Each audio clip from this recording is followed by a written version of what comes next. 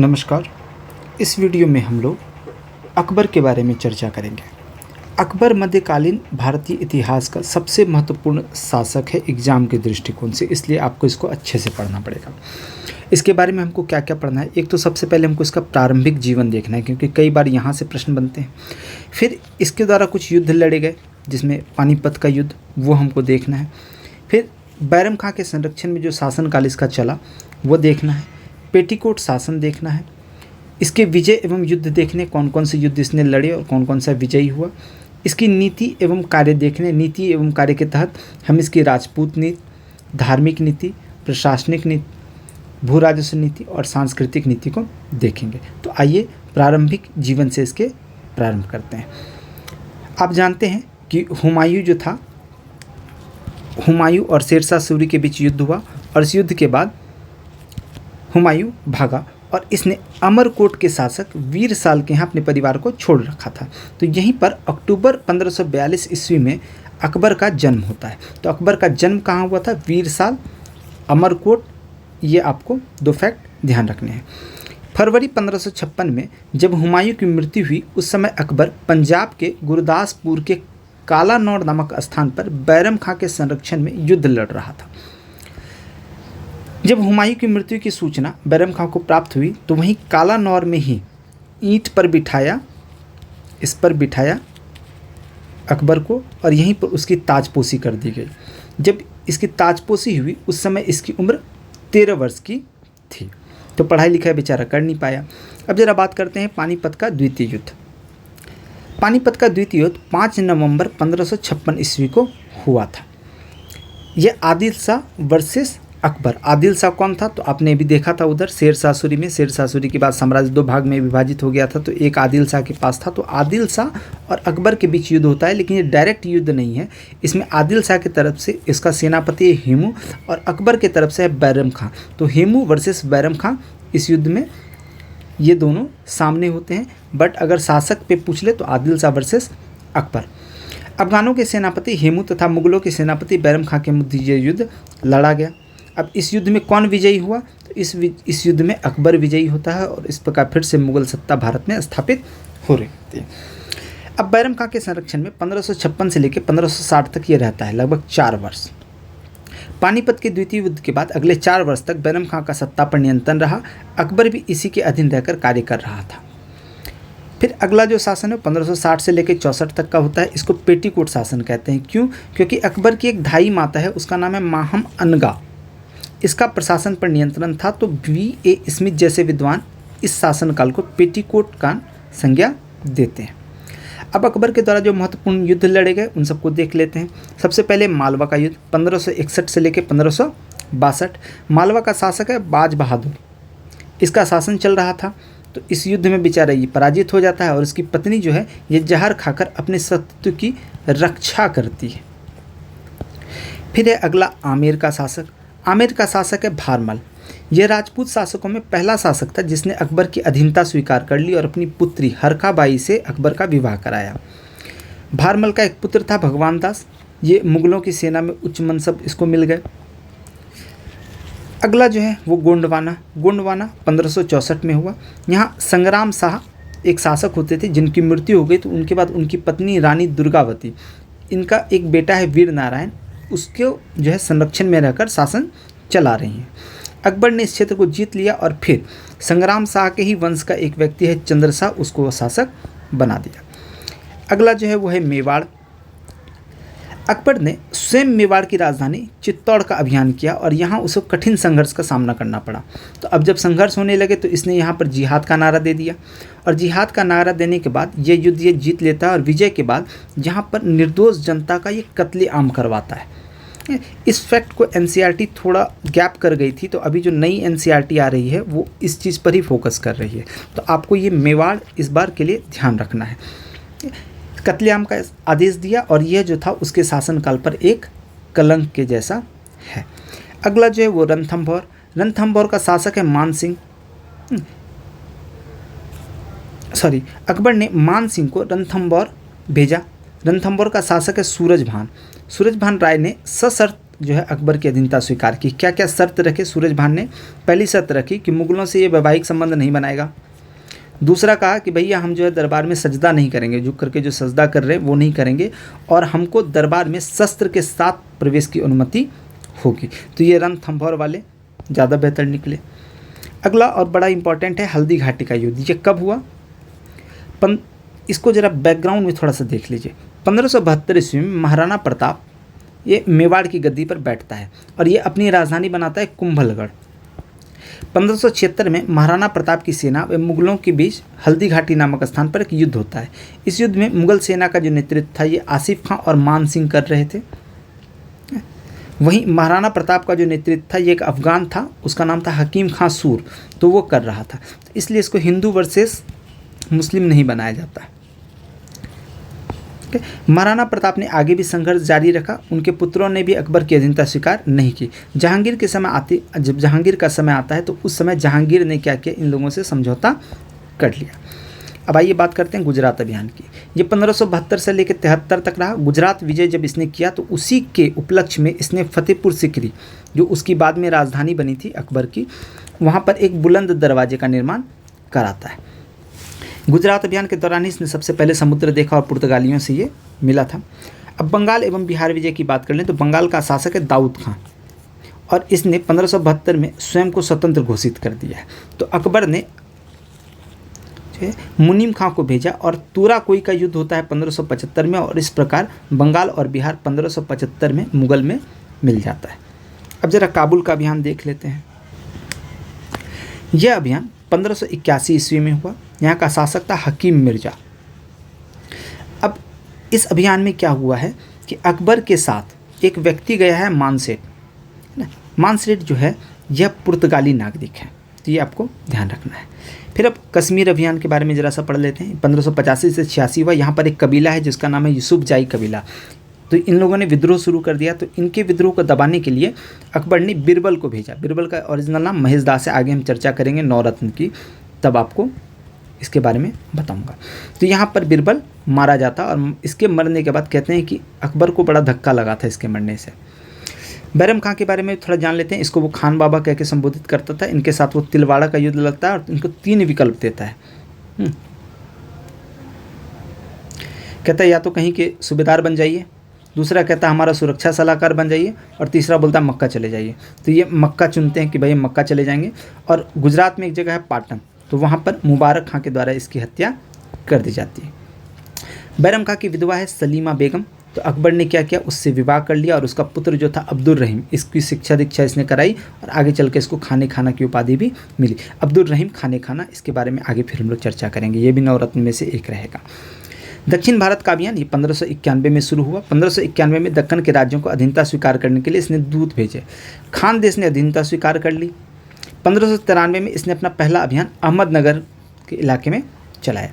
अकबर की तरफ से शाहजादा मुराद और अब्दुल रहीम खाने खाना ये गए और इन्होंने फिर अहमदनगर के किले को, यहाँ की जो शासिका थी चांद बीबी, उनके साथ संधि हो गई। 1601 में आसिरगढ़ का अंतिम अभियान हुआ। ये बड़ा धनाढ़ रास्ता था, तो यहाँ से उसको बहुत सारे पैसे वैसे भी मिले। दक्षिण अभियान के बाद ही इसने सम्राट की उपाधि धारण की थी। अब जरा हम अकबर की नीति एवं कार्य पर चर्चा कर लेते हैं। तो सबसे पहले हम उसकी राजपूत नीति को देखते हैं। देखिए अकबर ना बड़ा चालू चीज़ था। उसको पता था कि भारत में जो है अभी अफ़गान हैं और अफ़गान हमारा विरोध करेंगे, और अफ़गानों से विरोध करने के लिए, अपना अफ़गानों के विरोध को दबाने के लिए इसको पता था कि किसको लगाना है। तो जान रहा था कि ये राजपूत जो थे बड़े योद्धा प्रवृत्ति के हैं, तो इसने राजपूतों के साथ मित्रवत संबंध रखे और अफ़गानों के अगेंस्ट उनका इस्तेमाल किया। तो आखिर राजपूत क्यों सपोर्ट करेंगे? तो राजपूतों को ये आंतरिक स्वायत्तता देता है और राजपूतों के राजनीतिक, धार्मिक और सांस्कृतिक मामले में ये हस्तक्षेप नहीं करता है। कुछ राजपूत हैं जैसे मान सिंह, भगवान दास, इन सब राजपूत शासकों को ये मुगल दरबार में उच्च पद पर भी रखता है। तो ये आपको राजपूत नीति इसकी समझ में आ गई। धार्मिक नीति की बात करूँ तो ये सुलेह कुल की नीति अपनाता है। इसका गुरु है अब्दुल लतीफ़। अकबर एक सहिष्णु शासक था। उसने किसी भी धर्म के साथ भेदभाव नहीं किया, बल्कि सभी विचारों एवं संस्कृति को इसने समान महत्व दिया। धर्म के संबंध में इसने कई महत्वपूर्ण कार्य किए, जैसे 1562 में इसने दास प्रथा को समाप्त कर दिया, 63 में इसने तीर्थ यात्रा को समाप्त कर दिया, 64 में इसने जजिया कर समाप्त कर दिया। तो ये 64 वाला जजिया कर पे अक्सर प्रश्न रहता है, ये आपको ध्यान रखना है। 1571 में इसने राजधानी परिवर्तित कर ली आगरा से फतेहपुर सिकरी, और यहाँ पर फिर 1575 में इसने इबादत खाना की स्थापना की थी। 1578 में इसने इबादत खाने को सभी के लिए खोल दिया। जब इसने स्थापना की थी तब ये इस्लाम के लिए था सिर्फ। फिर 1579 में इसने महजरनामा की घोषणा की। महजरनामा क्या है? इसमें अकबर ने यह घोषित किया कि धर्म के मामले में अगर मतभेद की स्थिति होगी तो बादशाह का जो निर्णय होगा वही अंतिम और सर्वोच्च होगा। अब ये जो महजरनामा था, इसका ड्राफ्ट किसने तैयार किया था? तो शेख मुबारक ने इसका ड्राफ्ट तैयार किया था। अब इसके धर्म से रिलेटेड एक चीज़ है दीन इलाही। दीन इलाही क्या है? कुछ इतिहासकार कहते हैं ये धर्म है, कुछ कहते हैं आचार संहिता है। तो हम इसको देख लेते हैं कि ये क्या है। दीन इलाही को एक और नाम से जानते हैं, तौहीद इलाही। ये एक तरह का रिवाज था जिसका नाम दीन इलाही रखा गया था। इसमें दीक्षित व्यक्ति को मांस मदिरा का त्याग करना होता था, स्त्री का सम्मान करना पड़ता था, सूर्य नमस्कार करते थे, गरीबों को भोजन देते थे। बादशाह से जब मिलते थे तो अपनी पगड़ी को क्या करना होता था? उनको उतारना पड़ता था। ठीक है। बदायूं जैसे इतिहासकार कहते हैं कि ये अकबर का एक नया धर्म था, लेकिन ये कोई नया धर्म नहीं था, क्योंकि इसमें कोई पवित्र पुस्तक नहीं है, कोई पूजा स्थल नहीं है, अनुयायियों की संख्या भी काफ़ी कम है। अगर हिंदुओं में बात करें तो केवल बिरबल ने ही इसको स्वीकार किया था। अब जरा हम इसके सामाजिक सुधार की बात कर लें तो सामाजिक सुधार में ये क्या करता है? सती प्रथा की निंदा करता है, दास प्रथा को ये समाप्त कर देता है, विधवा विवाह को कानूनी मान्यता देता है, और कम उम्र के पुरुषों द्वारा अधिक उम्र की महिलाओं की से विवाह की ये निंदा करता है। हालांकि ये खुद करके बैठा हुआ था। खतना की उम्र सीमा को इसने न्यूनतम 12 वर्ष किया कि 12 वर्ष से कम उम्र के आयु के लोगों का खतना नहीं किया जाएगा। लड़के एवं लड़कियों के विवाह के संबंध में भी उसने नियम बनाए। 14 वर्ष और 16 वर्ष इसने ये नियम बना के रखे। इसकी प्रशासनिक नीति, इसको जरा हम देखते हैं। भू राजस्व के क्षेत्र में इसने अनेक सुधार किए। ये जो प्रशासनिक नीति देख रहे हैं ये भू राजस्व प्रशासनिक नीति है। इसमें शेरशाह की नीतियों को आगे बढ़ाया। उत्पादकता के साथ साथ इसने बारंबारता के आधार पर भूमि का वर्गीकरण किया। भूमि का वर्गीकरण इसने दो प्रकार से किया। एक कहा अच्छी भूमि और दूसरा कहा खराब भूमि। अच्छी भूमि में दो, पोलज और परती, और खराब भूमि में चाचर और बांजर। पोलज क्या था? जिसमें प्रत्येक वर्ष खेती होती थी, और परती क्या होता था? 1 वर्ष के अंतराल पर जोती जाती थी। चाचर क्या था? ये 2 से 4 वर्ष के अंतराल पर जोती जाती थी, और बंजर भूमि जोती थी 5 वर्ष तक नहीं जोती गई होती थी। भू राजस्व प्रणाली से ही रिलेटेड एक टर्म आपको ध्यान रखना, आईने दहसाला, या इसको हम टोडरमल बंदोबस्त भी कहते हैं।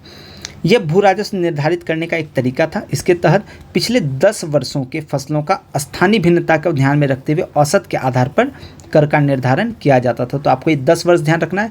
आईने दहसाला किसने बनवाया था? तो टोडरमल, इसने इसका अकबर का नाम आता है। अकबर के समय में ये हुआ, और अकबर ने किस अधिकारी को लगाया था? तो टोडरमल को लगाया था। एक करोड़ी व्यवस्था करके हमको मिलती है। करोड़ी क्या होता था? एक अधिकारी होता था जिसका ये दायित्व होता था कि 1 करोड़ दाम बोले तो तांबा ना, इतना उसको भू राजस्व वसूलना है, लेकिन बहुत बड़ी रकम होती थी, इसलिए जो है इसको 1518 में अकबर को वापस लेना पड़ गया। अब इसके जो प्रशासनिक नीति में जो सबसे इम्पॉर्टेंट है वो है मनसबदारी व्यवस्था। मनसबदारी क्या है? मनसब का अगर शाब्दिक अर्थ देखें तो उसका मतलब होता है पद। ये जो थी मुगलों की पदाधिकारी व्यवस्था होती थी। जैसे आज आप जानते हैं IAS, IPS, IAS, अब फिर PCS अधिकारी होता है, फिर SSC के थ्रू आए हुए लोग होते हैं। उसी तरह ये इसकी पद व्यवस्था थी। इस व्यवस्था के तहत मुख्यतः सैनिक अधिकारियों की नियुक्ति की जाती थी। इनके पास सैन्य टुकड़ियाँ होती थी, लेकिन केवल सैनिक अधिकारी ही नहीं मनसबदार बनाया जाता था, बल्कि कभी कभी कवि को, विदेशी को, इन सबको भी मनसब दिया जाता था। यह दशमलव प्रणाली पर आधारित संगठित व्यवस्था थी। एक होता था इसमें जात और दूसरा होता था सवार। जात का मतलब होता था पद, प्रतिष्ठा और वेतन, और सवार का मतलब होता था उसको कितने घोड़े रखने हैं। जैसे 10 जात है तो 10 सवार, 100 जात है तो 100 सवार, 1000 जात है तो 1000 सवार, 2500 जात है तो 2500 सवार, और 5000 जात है तो 5000 सवार। मनसबदारों को वेतन नगद एवं जागीर दोनों के रूप में दिया जा सकता था। मनसबदारों का काम क्या था? तो बादशाह के आदेश का पालन करना है, युद्ध करना है, जागीर से भू राजस्व वसूलना है, और जागीर में कानून व्यवस्था को बनाए रखना है। मनसबदारों को नियुक्ति और नियंत्रण की बात करें तो इसकी जो नियुक्ति होती है तो मीर बख्शी की अनुशंसा पर बादशाह सीधे करते थे। मनसबदारों को सेना में दाग एवं हुलिया की व्यवस्था, इनके जो मनसबदारों की जो सेना थी, जो घोड़े रखने पड़ते थे, उसमें दाग और हुलिया, इसको कठोरता से इसमें लागू किया गया।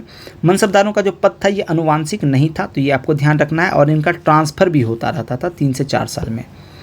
मनसबदारों का जो वर्गीकरण है जात के आधार पर किया जाता था। 100 से 500 जात तक के को मनसबदार कहते थे, 500 से 2500 तक के अमीर कहा जाता था, और 2500 से 5000 तक को अमीर उल उमराह कहा जाता था। मनसबदारी व्यवस्था में क्या परिवर्तन हुए? हाँ, जहांगीर के समय 2 अस्पा और सिंह अस्पा ये लागू किया गया।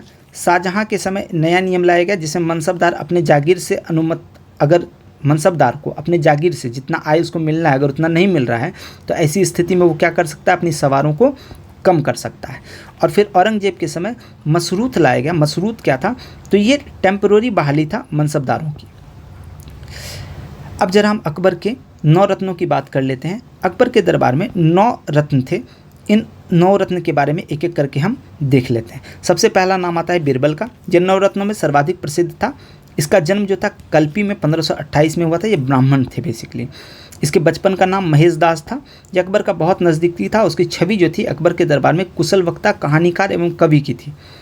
अकबर जो था उसकी वीरता से बड़ा, उसकी योग्यता से बड़ा प्रभावित था, तो इसने इसको कविराज एवं राजा की उपाधि प्रदान की थी, और साथ में इसको 2000 का मनसब भी दिया था। बीरबल वो पहला और अंतिम राजा था जिसने दीन इलाही धर्म, या इसको आप जो भी कह लें, आचार संहिता या जो भी था, उसको इसने अपनाया था। और अकबर ने बीरबल को नगरकोट, कांगड़ा और कालिंजर की जागीरें प्रदान की थी। 1583 ईस्वी में बीरबल को न्याय विभाग का भी सर्वोच्च अधिकारी बनाया गया। 1586 में यूसुफ जाऊं का विद्रोह दबाने के लिए जो बीरबल गया, और वहीं पर इसकी मृत्यु हो गई। तो बदायूनी कहता है कि अकबर को सभी अमीरों में सबसे अधिक बीरबल की मृत्यु पर शोक पहुंचा था। अगला है अबुल फजल। अबुल फजल एक सूफी संत हैं, शेख मुबारक उनका बेटा है। 1550 ईस्वी में इसका जन्म हुआ था। इसने मुगलकालीन शिक्षा एवं साहित्य में अपना बहुमूल्य योगदान दिया। 20 सवारों से इसने अपना जीवन शुरू किया और 5000 सवार तक का मनसब इसने प्राप्त किया था। अकबर का यह मुख्य सलाहकार और सचिव था। इतिहास, दर्शन, साहित्य पर इसकी पर्याप्त जानकारी थी। दीन इलाही धर्म का मुख्य पुरोहित था ये, तो ये भी आपको ध्यान रखना है। और अकबरनामा एवं आईने अकबरी जैसे महत्वपूर्ण ग्रंथों की रचना भी इसने की थी। 1602 में सलीम के निर्देश पर दक्षिण से आगरा की ओर आ रहे अबुल फजल की रास्ते में बुंदेला सरकार के द्वारा हत्या कर दी गई। आगे है टोडरमल। टोडरमल के बारे में भी हम लोगों ने बात किया था कि भू राजस्व वाले में। टोडरमल था कौन? टोडरमल जो था ये शेर शाह सूरी के यहाँ नौकरी करता था पहले। 1662 में ये अकबर की सेवा में आ गया और 1572 में उसको गुजरात का दीवान बनाया गया। बाद में 1582 में वो प्रधानमंत्री बना और दीवान अशरफ के पद पर वो कार्य करते हुए टोडरमल ने भूमि के संबंध में जो सुधार किए, इसी को आप टोडरमल बंदोबस्त के तौर पे जान रहे हैं। फिर अगला है तानसेन। तानसेन संगीत सम्राट के नाम से जाना जाता है इनको। ग्वालियर में जन्मे थे। ओरिजिनल नाम था रामतनु पांडे। इन्होंने ध्रुपद गायन शैली का विकास किया। अकबर ने तानसेन को कंठ भरण वाणी विलास की उपाधि दी थी।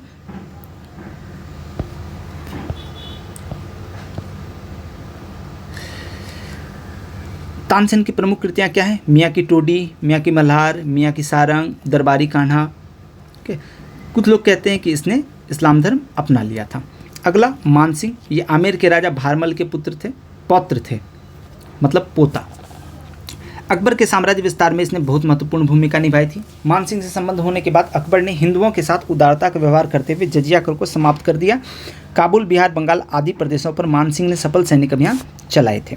अगला अब्दुल रहीम खाने खाना। इसके बारे में आप जान ही रहे हैं, बैरम खां का पुत्र था, उच्च कोटि का विद्वान था। इसके पढ़ाई लिखाई का खर्चा सब अकबर ने उठाया था।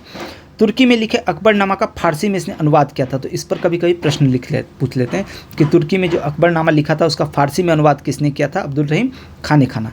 जहांगीर अब्दुल रहीम खाने खाना के व्यक्तित्व से काफ़ी प्रभावित था, जो उसके गुरु भी थे। रहीम को गुजरात प्रदेश जीतने के बाद अकबर ने खाने खाना की उपाधि से सम्मानित किया था। अगला है मुल्ला दो प्याजा। ये अरब का रहने वाला था और हुमायूं के समय ये भारत आया था।